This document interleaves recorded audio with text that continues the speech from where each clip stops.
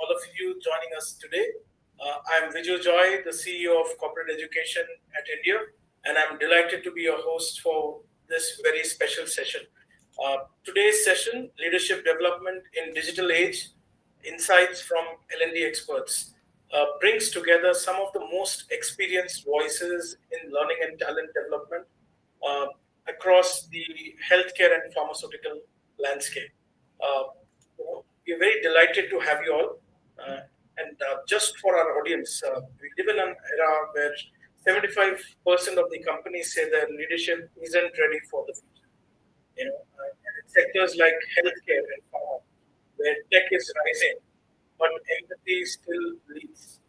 And the gap is more than ever. Um, Believe me, I know many of the panelists here, and we're going to get ready for an insightful exchange of organizations are rethinking leadership pipelines, enabling digital readiness, and building resilient leaders equipped for today's digital world. So I'll just get into the introduction of our esteemed panelists. Have Ms. Chitra here. Ms. Chitra heads learning and development at Cloud Hospitals. Chitra specializes in behavioral transformation and competency-led learning in the healthcare space, building frameworks that align care, culture, and capability. Welcome, Chitra. We have Neetu Thomas. Neetu leads talent management and Neetu leads talent management and leadership development at Seventh Pharma. Neetu is an OD and EDI advocate who crafts global leadership programs in highly regulated environments, which itself is a big challenge. So, welcome, Neetu. We look forward for your views. We have Avani Bhatnagar. Avani is the Director of Learning at International Corporate Education. Uh, with over 18 years of experience in building learning and development ecosystem across IT, BFS, and telecom. Avani is a recognized thought leader in enterprise learning. Welcome, Avani. We have Rajan Sharma. Rajan is the national capability lead, vaccine business, GSK Pharmaceuticals. Rajan is a capability building leader with deep expertise in behavioral driven learning and commercial excellence across the pharma and healthcare sector. He specializes in design learning, practical learning, and experience that drives real world leadership performance at scale. Welcome, Mr. Rajan. We have Dr. Nitin. Dr. Nitin is a seasoned HR leader driving talent transformation and leadership development at Omega Healthcare.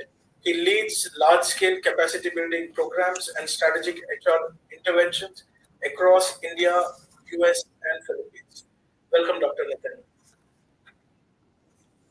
We also have Dr. Amit. Amit is a seasoned HR leader with over 2 decades of experience across healthcare, digital health and education, and FMCG.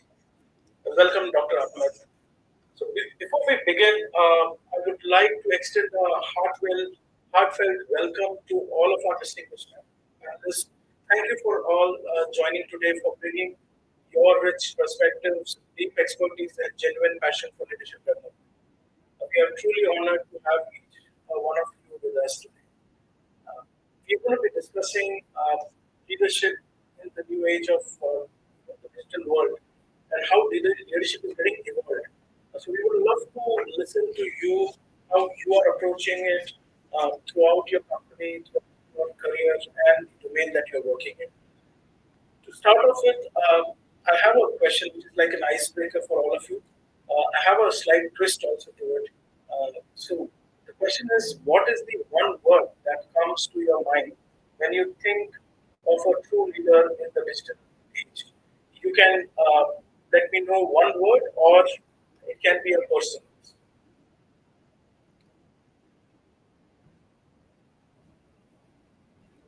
Well, for me, the one word would be vision. Okay. Because, you know, what motivates people to walk and work, come to the office every day in the morning, there should be something that you look forward to. And that is the vision and the clarity with which that vision is provided. That's what makes people follow a leader. So, if I were to define, I mean, an easier way of looking at a leader is who would I follow, right? So, if I ask that question, I would follow the person who has the vision which appeals to me the most. Great. Thanks, Chitra. Okay, I'll go next. I think two words that comes to my mind when I look at today's leadership is two A's: adaptability and agility. Adaptability helps in the long term and agility in the short term. So I think these are two critical elements in the digital age. Thanks, Neetu. So I will add on to what Neetu said, and I'll probably expand to that a little more. So I would say a leader today doesn't need to just cope up with change; they need to drive it. So to do that, they need to be adaptable. And in the pharma today, Neetu and I live, and all of us, in fact, whether we are on the customer side, where Dr. Chitra, where Chitra comes from a hospital side, or where we are on the pharma side, I think when the customer time is getting short, the attention spans are reduced, the conversations are becoming shorter, and leaving the multi-generational workforce, field and are changing on a weekly basis. And if the leaders today, if they don't adapt immediately, they will become obsolete. So for me, adaptability is definitely one word that stands out for me. Thank you, Rajan. I'll go next. For me, it is about authenticity, being very authentic in terms of today's world where we are looking at very divergent viewpoints. All the people that we have in an ecosystem come with very, very different beliefs, thoughts, a very diverse backdrop. It can be socioeconomic, it can be their education, it can be the industry practice that they represent. The culmination in terms of all these ideas would be, to me, the single most differentiator in terms of how organizations can leverage and leapfrog. Thank you, Dr. Nathan. Interesting authenticity in the world of defense. Right?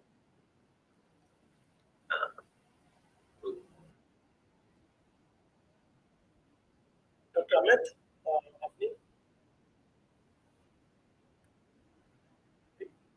Dr. Amit, we can't hear you.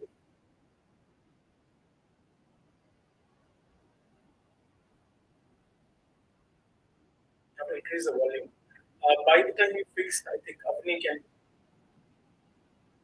Sure. So thanks for the question, Viju. I think empathy and inclusion are very important because in an age of constant change and diverse workplaces and multi-generational workforces, as mentioned already, empathy is no longer a skill, it's a core leadership capability that builds trust and fuels innovation. If I talk about inclusion, then inclusive leaders, they don't just invite diverse voices to the table. They ensure those voices are heard, valued, understood, and acted upon. So empathy and inclusion. Thanks, Avni. Dr. Amit, if you're Dr. Amit, unfortunately, I think I can't hear you. Yeah.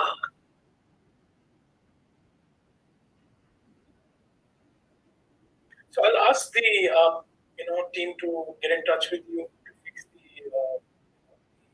audio. So we'll move on to the next section of the webinar, where we call it's a panelist spotlight round, and we're going to be putting you on a spotlight with a few of the questions. I'll start with Dr. Nathan. Dr. Nathan, what are the most important human skills to focus on when developing leaders at the healthcare in today's digital world, where people are connected digitally, multiple countries, work from home, hybrid, whatnot. So, how do you see the most important human skill?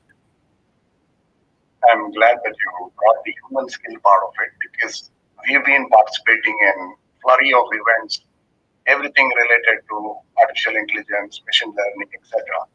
So, I'm glad that you are stressing on the point in terms of today's world where human skills that are outside of automation, how do we actually scale with responsibility and create a long-term values for our teams and the clients? That is the key part.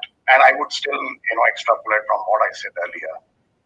Authenticity as a key differentiator and innovation as competitive advantage are being the bedrock in terms of at least what we do at Omega Healthcare.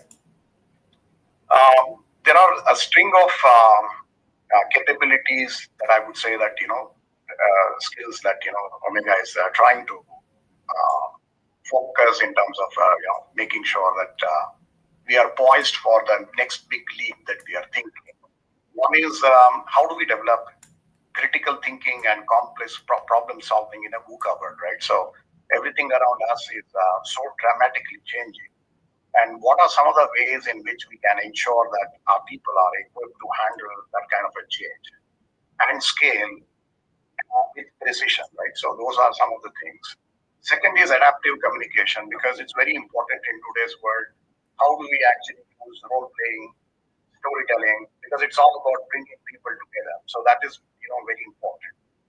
The third is digital curiosity with judgment, because today no longer anybody can actually stay aloof from all the technology that is developing. So you can't afford to be reactive. You have to be very proactive in terms of how you deliver on your brand promise.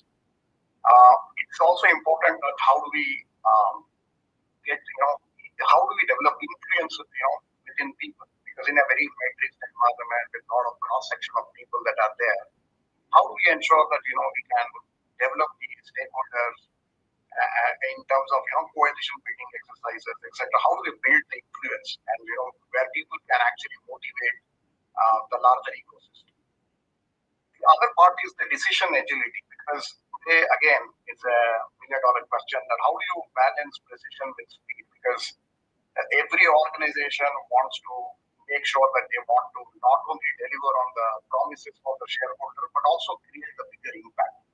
Because today organizations are no longer talking about just making profits, but it is also about what is your purpose and what's the larger purpose of your existence and how you can create that impact. To me, these are key human skills.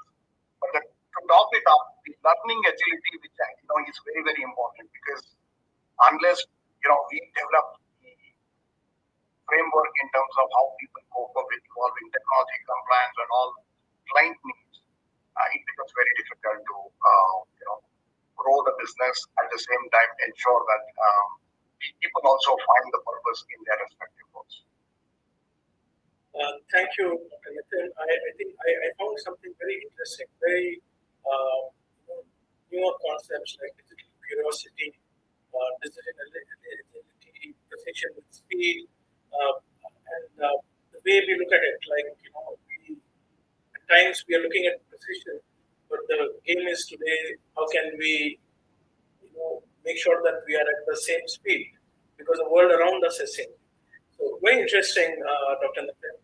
Can you share a story where leadership development made a real difference for your team, especially during the times of digital change or disruption? Yeah, sure. So one of the things that we had was, of late we have been, just post the pandemic. That's also the time because we represent the US RCM business. So all the buy-up work in the American hospital chains actually started getting outsourced to India. So when we were talking about the medical coding part of it or the accounts receivables part of it, we catered to most of the large American insurance players and the hospitals. So we were getting a lot of businesses. In fact, we were unable to actually cater to the needs of the customers, because that's one scenario where we were getting business to the tune of where we had to ramp up 6,000 people in a span of just 75 days flat. Otherwise, it would end up as a lost revenue for the company. At the same time, how do you actually look at your end clientele? So you had to actually create rapidly. You have to walk the talk because you don't have time to build the ecosystem around you. So we had to look at how do we create people who can actually ensure that we do the delivery in the 75 days period. So some of the things that we started looking was to actually create a training framework where we can start gearing up people for that kind of ability. So that means we kind of bucketed that into three broad categories. How do we enable people to understand technology? Because unless you utilize technology, we were at that point of time just trying to figure out in terms of how do we scale the business, because we've never done a delivery of 6,000 people in a 75-day, and that literally translates into almost 2,000 people. And in hiring, we call something as a funneling exercise. Our conversion is for every 4 candidates, you net 1 person. So if you are actually talking about 6,000 people to be on board, we are essentially talking to nothing less than 25,000 people. So can you really talk to 25,000 people? It includes laterals, it includes freshers. Can you really do a pan-India exercise to do this kind of a scaling? So the only window of opportunity for us was to ensure that we train people on technology rapidly. We started working with a lot of these startups to see in terms of various technological frameworks that were available. We had to actually handhold our technology partners, because most of the companies live in an era where you have got a monolithic architecture. Today, it is no longer the world of a monolithic architecture. You have very dissimilar systems talking to each other. Like, for instance, you may have an HRIS system, but today with an AI ML emergence, you have a whole lot of technology frameworks that are available. How do you engage with your alumni community? How do you actually engage with your campus placements? How do you ensure that you do your talent stacking, etc.? How do you look at your business intelligence? How do you manage your knowledge management? Every part of it actually requires different technology. So one of the things that we started doing was rapidly understanding technology, mentoring and coaching up our folks, ensuring that we have hurdles and observing people in terms of how they are actually building the technology. These were some of the activities that we did. We did a lot of simulation exercises and leaderboard activities to ensure that people actually get an opportunity to look at the framework in terms of how quickly can we scale and how do we ensure on the client promises. So we brought in a string of technology. We upskilled a lot of people to actually utilize every single job board that is literally available today.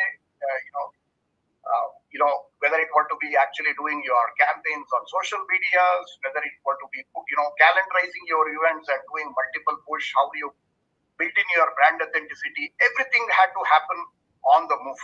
So you will have a morning huddle and you will have a evening debrief, and you will also have people into the training, and what they have learned the next day they have to practice, put that in action.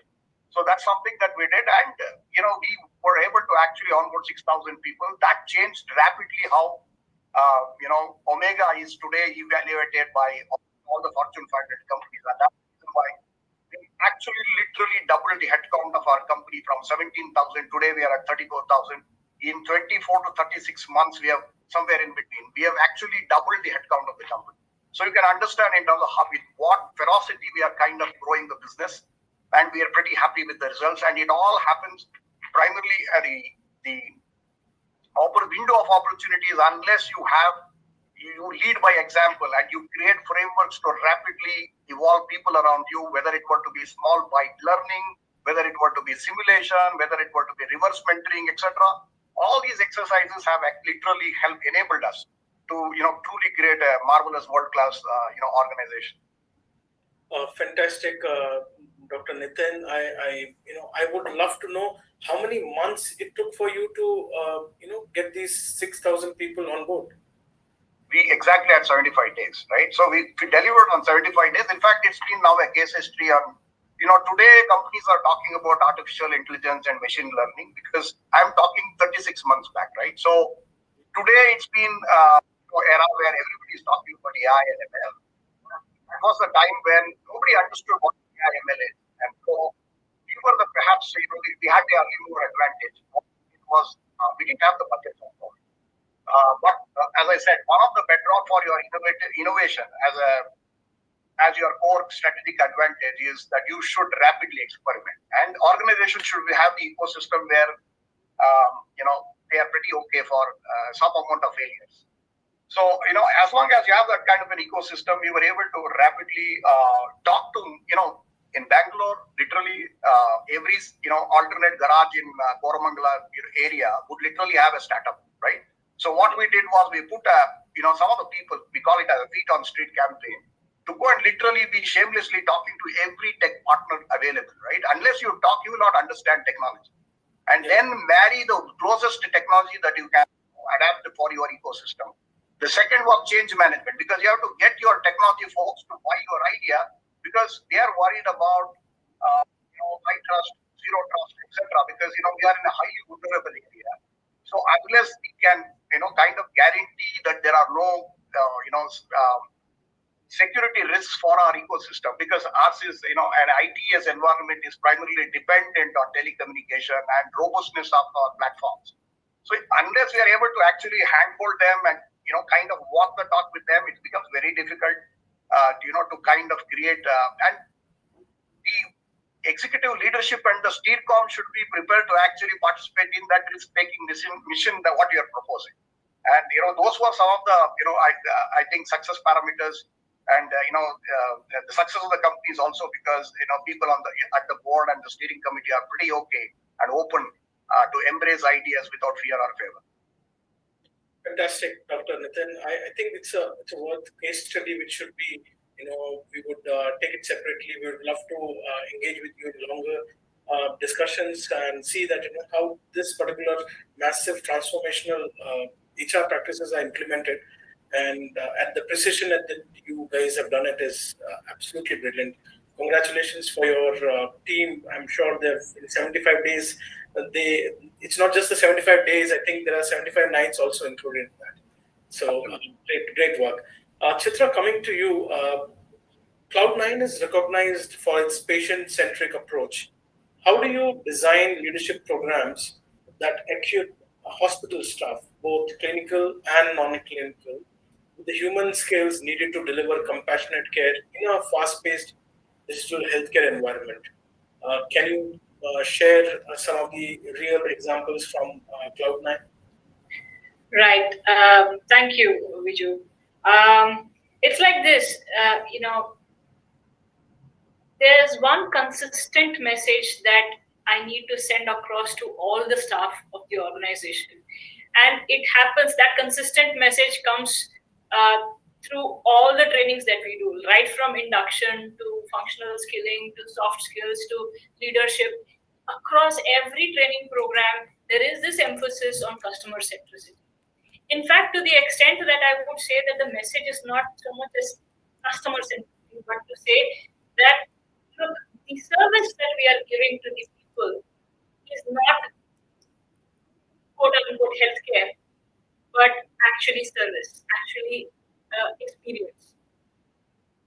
So I often compare Cloud9 with not just hospitals, but actually retail or even with hospitality. So maternity, childbirth has been there years before industrialization. Yeah. So it's not really childcare that we give as a service, but the experience of the journey that we give as a service. This distinction in the definition of what we do needs to percolate to the entire organization. And literally every training program we do, more or less, we kind of revisit this topic. And this alignment is there between training, recruitment, operations, customer experience management. So the consistency across every department in reiterating this message across the length and breadth of the organization. I think that is a very important skill. That is a very important achievement that we have done in terms of communication across the organization. Once that is set, then comes all the skill building required to practice it. Because if you don't have the skill to practice it, it will wither and wane. So for example, I realized that when we do training, the L&D department is often the one department which can cut across every department in the organization. So we end up having a bunch of stories and experiences to share across the organization. Otherwise, in a typical hospital system, every hospital is distinct, every city is distinct. But these are the stories which my team brings down from every unit. For example, we give an example of in Cloud9 hospitals. When a customer comes in, we initiated the practice of giving tea and coffee to every customer who's sitting and waiting for their appointment or just after the appointment. This as an activity is considered normal in my house, your house, everybody's house. And if a guest comes, you offer water, you offer tea, you offer coffee. You go to a hotel, this is a typical practice. You are welcome with a glass of water at least minimum. But you'd be surprised to know that most hospitals, for them, this was a cost. Right? Being able to shift that mentality and see that not as a cost, but as an experience and mandate it across every unit, it actually required quite a lot of time. And that is the mindset, that is the resistance that is there to look at experience, empathy, care as the primary service that we give rather than anything else. And I think the change in mindset to focus on this, the experience that we give as the value that we are creating for the customer. This required a good amount of effort across, as I said, every department, every region. Once that acceptance was built in, then the appreciation for the skill building required to practice it, that followed. I think that is why, including, we wouldn't even call our patients as patients because they are not sick, they are not ill. They are people who are on the journey of being a parent. So why would I call them as a sick patient? Now, these are the words, these are the powerful stories and words that we actually have to use to shift the mentality from being a patient to a customer to whom we need to give service rather than a treatment to a patient who is sick. I think the articulation of this across length and breadth, the consistency with which this message had to be sent out to everyone across all kinds of engagement with the staff, particularly through L&D, of course.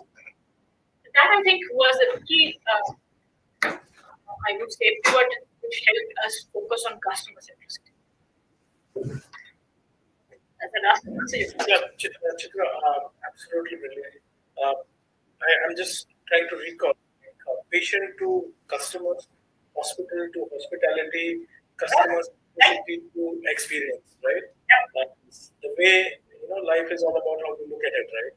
So absolutely. Very, very interesting way of looking at business, and I love the way it is being very true to the business, and it's very true to the person who's coming to your business, the customer that was coming, and you're not losing the authenticity of what you're getting into a service.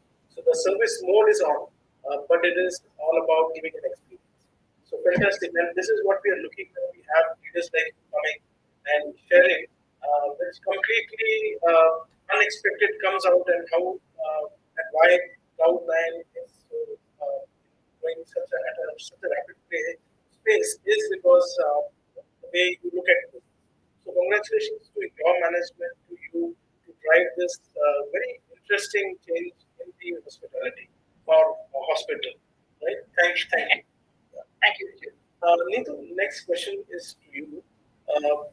What one key initiative at Sun Pharma that is specifically designed to build leaders for the digital age how has this initiative helped prepare your leaders to navigate new challenges, opportunities in today's world? Okay, thank you, Mr. Joy, for that question. And before I come to the response of my question, I would like to appreciate Ms. Chitra. I'm a customer of Cloud9 myself, the pediatric services, and I exactly know the kind of experience that you're talking about. So thank you so much. Now I know who is the face behind the hospitality that we receive. Great. So on that note, coming to the point of discussion, Mr. Joy.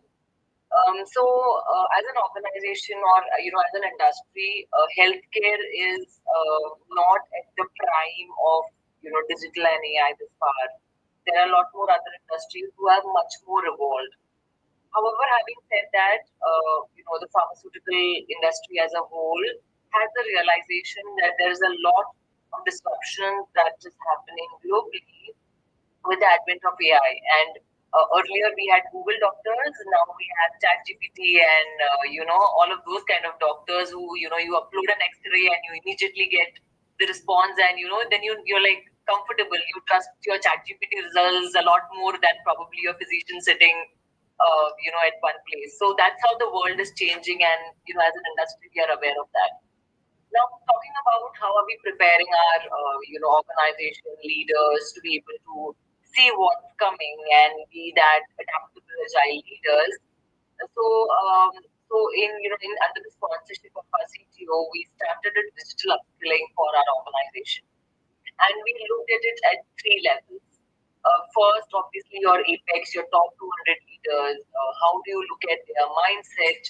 How do you look at perspective building around digital and AI? Because they are probably not the doers. Like I think Chitra said, vision. We need these leaders to have the vision to be able to bring in some of this digital and AI into the organization.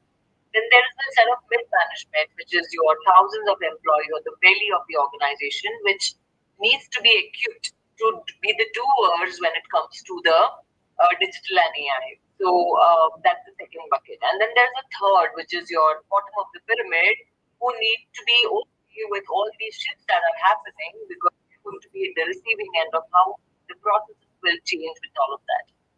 So we recently launched one and a half years kind of a journey, starting with assessing where our organization is currently, because for us to know where we have some clarity on where is our goalpost, but we don't know where we are standing today. While every employee in the organization is a consumer of digital and AI, but when it comes to a professional network, we wanted some calibration to understand where are we on some of the critical digital skills, when it comes to our organization. So we started with the digital assessments to get a heat map of what are the pockets where we have employees who are much evolved, what are some pockets in the organization where we have the laggards, to get a sense of that. And then we are kind of in the process of launching three journeys, so as to say. Like I said, for the Apex top 200 leaders, it's a lot more on strategy, a lot more on mindset shift about that we're able to bring about that change, bringing perspectives from global leaders, like the BCGs and the Amazons of the world who are pioneers here to learn from other industries. For the mid segment, we've identified, around 300, 400 digital champions. These are basically employees who have a regular day job in their respective functions, but pick up additional digital projects, digital skilling as part of their journey, so that we are able to meet that momentum in the entire organization. And for the bottom of the pyramid, there's a lot of skilling happening through self-paced learning. So this is one package with which we believe that the entire organization goes up when it comes to getting a sense of digital. How do we intend to look at the success of this initiative is definitely through how we see a needle shift in terms of how employees are becoming more and more comfortable with using digital and AI, how or what kind of facts or benefits of projects we are able to bring to the table, thereby bringing in cost saving, looking at new ways of working through the digital champions, and finally, becoming more and more prepared for the days to come in the digital space. So yeah, that's my two takes on it. Yeah, very interesting. Because many times a lot of corporates just try to adapt digital technologies, and you said that you look at cost impact. So why should we even adopt a digital technology if it is not cost effective, or is it not business viable, or is it just business chasing everybody who's going for a AI training or a new tool in the market. So interesting. In fact, what I also like was digital assessments, which you have to know where you are. It's very important to know the heat map where people are currently, rather than people assuming that इसको ये आता है, इसको ये नहीं आता है, and we tend to sit in a group discussion and we start delivering the training programs without digital assessment, which is very interesting. And the digital champions, I think that's a momentum builders for me. I think it's very important to bring the people inside an organization to bring the change from inside. The change cannot be brought from outside. It has to be driven through the inside, and which you said the belly change has to come from there, where you said close to a big number of people are there who are digital champions. So a very interesting, very mature model at Sun Pharma, and kudos to your team, Neetu. My next question is for Dr. Amit. Amit, I hope your audio is working now. I am hoping you're able to hear me. Yes, we are. You have led initiatives like CARE's EPIC framework to embed culture and recognition at scale. So, can you share an instance where such a value-based approach directly influenced leadership behavior and improved team or patient outcomes? Definitely, I think it's a great question, and thank you for having me as a part of the panel. Apologies, I had to change my system, but it's a great. I think it won't be so. And it's a great honor to be a part of this panel. So what is EPIC, right? Because I'll give you a little context. I joined in Care Hospitals about 18 months ago as the chief of human resources when Care got acquired by Blackstone, and subsequently Blackstone also acquired Gibbs Health, and now we're a conglomerate of quality care, leading a group of 19 hospitals across with about roughly 20,000 people that work for us. And we're amidst one of the largest mergers that this country has seen in healthcare. We're actually joining hands with Asta, which is going to be a group of 38 hospitals to 40 hospitals in the next 12 months. So I think we're seeing rampant growth. The first part was, when I came in, was to have an intrinsic definition of what works for us. And I think, Blackstone as a private equity is very well purposed. The idea is to help us expand, not just invest, but expand operational capabilities and build a legacy that's going to last. So what is EPIC? We said we wanted to define something that's common to us and intrinsic to us and not borrowed, right? Because healthcare typically grew from single hospitals, doctors who became rich, built a hospital, built another one, right? And never understood the ethos to say how purposeful can these organizations become. So we thought together, and the leadership team spent a whole day arguing about what EPIC should be. And we said, okay, how do we define somebody that works in care as a leadership? Will be a great hire for us, and will be a good reflection of the values that we have. And that's where EPIC came from. So what is EPIC? Is a culture framework for us. And we said the first is ethical, is somebody who is or has the courage to differentiate between right and successful. Right? And sometimes these words are very interchangeable, used. So that we said was the definition. So that is what E stood for. Second, we said is, do we have the purpose at the heart of everything that we do? And that's a good leader for us. And, I is inclusive, and C is and C is courageous. So we said, this framework was defined, and then we started even articulating in terms of every piece as what good stands for. What does good stand for? Is it financial performance? Is it customer centricity? Is it a mix of both? And then we debated a lot of things around saying, how will I look at leadership? Right? And that was a great example. The second we said is, once we find people, will we start rewarding and recognizing them for the values they bring in or the business they bring in? And how much do we consider? How much of business do we consider? And I think this was a very, very interesting debate in terms of where we are. So I'll give you two examples of how we lived to this. Right? In first example, we've picked up people for the new leadership team that have reflected these values while ensuring that they're high performance. So that's one. Second, every piece of my recognition framework, reward framework, revolves around some of these values that are in the institution. And it's not really on EBITDA or revenue achievement. While those financial factors could be very, very important. What we've tried to do is do a good balance of lead and lag indicators, which means that if you got the behaviors, if you got the leading indicators right, I think the outcome indicators, which is customer success and financial outcomes, will be done. So those are some great, initiatives that we've been able to do.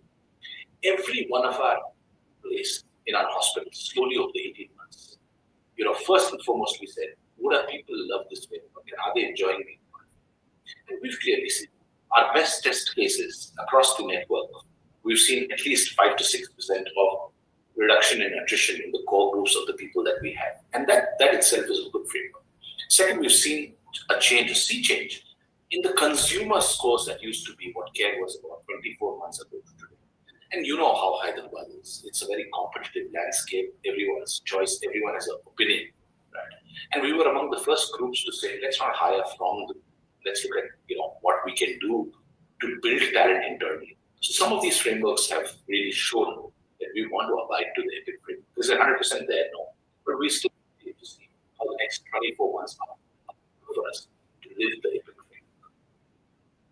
Dr. Amit, what really, the first line that you said really impressed me. You said you wanted to understand what works for us, not borrowed, right? It's very important when you have merger in your company, and then to look at what really works for us. The world around us is changing, but then what works for us, it works for us. It doesn't work. Doesn't work just to borrow technology, mindset, culture, and culture cannot be borrowed. Culture have to be built in. And I love the fact that you said high performance with high purpose. Many times, many companies overlook purpose-driven people, and they don't marry the performance, and the performance is not getting married to the purpose. And I think the EPIC framework marries both of these. So kudos to you, Dr. Amit. Thank you. So, Viju, in fact, I want to come back on the one word for me that describes leadership actually. Yeah. I missed that part, but I thought it was very important for me to really articulate that without purpose, there's no leadership. And I think in today's world, where we've all become so economically driven, right? Can you define leadership beyond the boundaries of economics and financial performance to say there's purpose and financial? So, I'm a big fan of Indra Nooyi, who defined performance with purpose. Right. So I think the world's going to only see better if we marry these two words, performance and purpose together. Fantastic. Thanks, Dr. Amit. Thank you. Mr. Rajan, one question to you is, the first question to you is, you have championed lean behavioral focused learning throughout your career. So can you share an example from the pharma space where this approach led to a clear shift in leadership mindset? If you can just share one of the examples. Sure, I would love to do that. But I think I'm hearing great examples and the great values of what people are sharing. Really delighted to hear. And since we all work in the same sector, whatever Dr. Chitra or Neetu said, I can really resonate with what my colleagues on the panel are saying. So I think first thing here, Viju, is that that Neetu also mentioned is consciously taking a decision of moving away from doing programs, to behavior focused learning journeys. I think that was one shift that we have brought into GSK a few years ago. So there are no more standalone programs we've done. There are no more 3-day training workshop that happens in GSK anymore. Now it's all example a 12-week blended journey, which includes short nudges, peer discussion, live labs, manager coaching, projects, to ensure that we keep our learners and our leaders engaged week after week. Recently, if I recall, we rolled out a coaching transformation journey for our first line leaders. And I think that the purpose was very clearly to ensure that how do you embrace the change in terms of the new technology that JSK is bringing in, and also ensuring that how do you also integrate your practices with the new kind of workforce which we are now hiring. Most of our new hires are fresh out of college. They have very different expectations from people who are already there in the system. So we realize that the transformation and how we connect and lead people needs to undergo a change. So this entire transformation journey around coaching was one we saw was a need for the organization, and we used it as a north star. By pulling insights from our coaching firms, by looking at our CRM matrices and call quality scores, we realized that it's not just the confidence of people to lead the new workforce and all the omni-channel world that we're talking about, but it's also about the consistency in coaching that we want to work around. So we created a learning journey which started first, as we said, with a baseline assessment. I think there's a merit to ensure that we do a baseline in terms of where people are. So we created with the help of our partners, created a fantastic, robust framework to understand where people are in terms of both skill set and the mindset. Moving on, we used these scores and use that as an input to our learning platform. And why is this important is if you go back to the theory of Packard-Harris change equation, people know that they want to change, but they don't know the first step of changing, right? So the entire learning platform that we had, they help people to push the right courses basis their competencies, basis their competency scores, etc. So people don't have to go back and pick and choose or whatever they want to read. There were also recommendations from the system. Hey, if you are here today in terms of your capability, and if you need to move to the next level, here is the recommendation in terms of certain courses, etc. So I think that was step two in terms of educating them. This also included weekly micro tasks, such as giving them structured feedback, using the omni-channel adoption with reps, etc. But also, I think one change that we brought was rather than doing this role playing all the time, we looked at the industry and we found their internal platforms, especially AI-based role playing platforms. We partnered with one of our vendor partners. He helped us to create scenarios, which are real life scenarios, and the managers today, they get those real life scenarios and they need to practice with an AI avatar. And the advantage of practicing with AI avatar is that they get instant feedback. They understand where they are today and what they need to focus on. The feedback is not just on the skill, but it also tells you, hey, how was the pace of your words? What was the tone that you're carrying? What kind of messages are you delivering? It also actually helps you understand, is your communication clear? Is your communication verbally correct? So I think all those parameters are getting addressed. So I can give an example. Recently, when I was traveling for a mid-year cycle meetings, etc., and I was talking to one of our managers. She's a new manager who I think not joined us, got promoted. We don't hire people from outside. We promote all people internally, as Dr. Amit was mentioning. It's easy to hire from people outside, but growing talent internally has always been one of the priorities for GSK. So I was talking to her and she said, hey, I had difficulty in providing feedback to people who were 5 years, 10 years senior to me and reporting it to me. Using this AI avatar and practicing with the role plays helped me not just to understand how do I give feedback, it then helped me just to understand what coaching is all about. It actually helped me become a coach. Minerva, as we call internally, that learning platform has been helped us reach all those skills where the AI avatar helping people practice their skills on a regular basis. And finally, its manager's role become very, very critical. So every quarter, managers sits with the team members to ensure that, hey, what is the movement that he is also observing, in spite of what people think that they are moving, the journey they're going through. So there are project-based documentation. There are the skills documentation which happen every quarter, and we finally close that program with simulations to understand what change has happened and what would be the next level of need analysis that we need to do. So it was a robust program. We just bited that off after almost like a 9-month journey. It's something that I can tell you on how digitally you can actually manage a large scale field force, whether it is managers or reps or leaders, and you can run programs efficiently using digital technology. Mr. Rajan, very interesting to hear you speak because I would just summarize your whatever you said into three buckets. One, you said engagement metrics, consistency scores, metrics, that's data. And then you said AI avatar, which is AI. And then you say that manager's role is very important.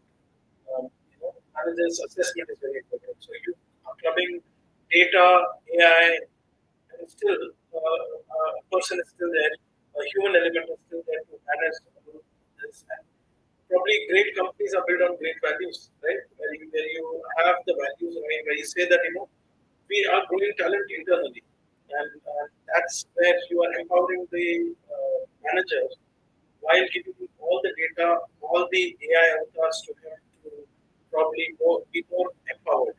And that's where many companies we interact feel where either the manager is superseding or the technology is superseding. And it's all about how you blend it right and get the mix right. So congratulations, Mr. Rajan. I think you have done it really well. The mix is absolutely fantastic, and I'm sure whoever is watching this is getting to learn a lot. And what impresses me is nobody's borrowed anything from anybody. Everybody is having very unique approach. Everybody has different frameworks of how they approach. My one of my last questions is to Avni. Avni, you've been L&D leader throughout, and how do you see? What are the best practices you see that on human skills to lead strong leadership outcomes with your clients? What is your take on that? Sure. Thank you for the question, Viju. So, I'd like to start from a slightly futuristic perspective. As we look ahead to 2026, 2027, we look at the fact that care leaders will be expected to navigate increasingly complex ecosystems, integrating AI, remote diagnostics, genomics, and value based core models. So, to thrive, they will need a mix of digital agility, emotional intelligence, and systems thinking. If I could, quote something that I was reading recently from the World Economic Forum. The World Economic Forum actually predicts that by 2027 or 2028, over 60% of the core skills across all jobs will be different compared to the current times. With resilience, adaptability, and technological literacy leading the way. So, in order to nurture these qualities, it's imperative to emphasize on immersive and adaptive learning. So, if we talk about immersive and adaptive learning, we're looking at leadership simulations, reflective practices, digital scenario planning, etc. If we also look at some of the researches that have come into the picture recently, they show that organizations investing in experiential leadership journeys are 4.5 times more likely to outperform their peers during this kind of transformation. So, helping the leaders build that confidence, not just in using technology, but also in leading empathetically, as I also mentioned empathy and inclusion earlier, but in leading empathetically through uncertainty. I think, one of the panelists already mentioned the fact that we're living in a VUCA world. So the uncertainty factor cannot be ignored. And I think that is what will differentiate the upcoming healthcare leadership. Thanks, Avni. Again, I think you have probably summarized what people have spoken here. People have spoken technological literacy, immersive experiences, experiential journeys. So I think that's the best answer. Where what we are doing in the different companies and different teams are probably the collective knowledge and the world that we are living in. It's reflecting there. And thanks a lot for that answer. I have one open question. This is from the audience, and I would keep it open. Whoever would love to, answer can. What's one human skill every leader should develop in this world? One skill, just one skill.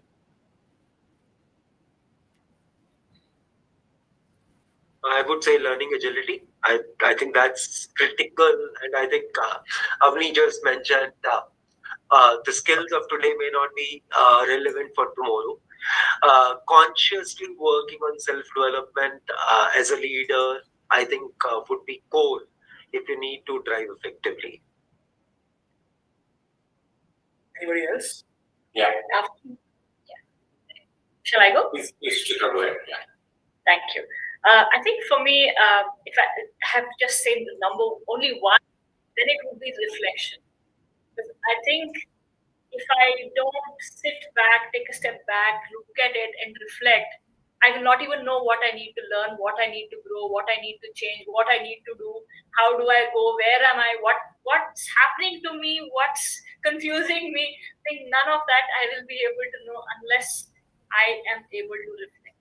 Step back, reflect, figure out where you want to go. All of that comes later. If I can't reflect, I can't survive. Dr. Amit? Yeah. I think I was just going to echo Chitra, but I'll go back to listening. I think leaders need to listen more. That creates two things: one, reflection, and second, humility. So I think for me, listening is the very core for every leader. Anybody else? Yeah, since learning agility is already mentioned, I would still say that digital curiosity with judgment, because the whole ecosystem around us is changing so rapidly. And, less people really think that, every single job is going to evolve for a period of time. I think, soon they're going to be history. So it's very critical for every single individual to start thinking in terms of how their own individual careers or their individual job roles that they're performing today is going to evolve and what they need to do. I'm not saying that today of course, you are looking at generative AIs and your agentic AIs, etc. But these are LLMs which are structured around some of the data which is already there. But you need to have the judgment, which is primarily, yes, it can be an enabler, but that's not a substitute for your original thinking. So if you are able to, and that's the reason why I said that, you need to have the inclination and the curiosity to understand technology, but also to suppose that. I had a great time on this panel. I think every approach was very unique, and kind of what everybody's doing is amazing. We should continue this. As I said, we're going to have a more global webinar post this. I also would love many of these discussions that we had, or many of the ideas, to be put into case studies and probably white papers and research papers where our team will connect with you and help you put and structure so that this can be there as part of the case studies which students can go and learn. And that's where we say that professor of practice, where we love industry practitioners to come interact with our students, interact in creating white papers at a corporate level, where we can go to the ministries and make those fundamental changes to the academia and industry partnership. So thank you all for a wonderful time and engaging discussion. We look forward to engaging with you for future webinars like this. Thanks a lot. Pleasure is ours. Thank you. And really, it's also a window of opportunity for us to network with like-minded industry professionals. So thank you for bringing all of us together. Thank you, everyone. Pleasure. Thank you so much. Thank you, everyone. Pleasure meeting everyone. Thank you. Bye. Thank you, Vijay. You've been great yourself. Yeah, thank you, Vijay. You've been a great host. Thank you, Viju. Thank you, Biju, and thank you, everyone. Thank you.